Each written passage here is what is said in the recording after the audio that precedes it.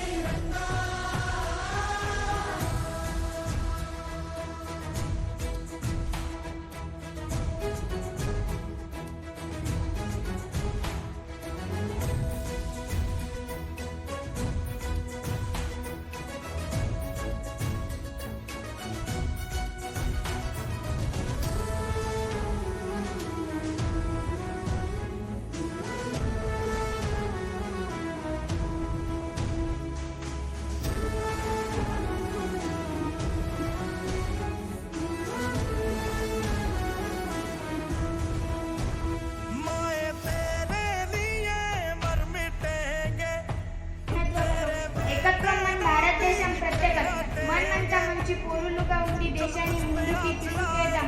నేను నా భారతదేశాన్ని ప్రేమిస్తున్నాను. జై హింద్. భారత్ మాతా की ये जो जानवान है तेरे सामने क्या है, कोई शूरवीर ही प्राण दान देता है. Today is 15 August. We are celebrating Independence Day, National Festival of India. माथे पे माटी सजा के चले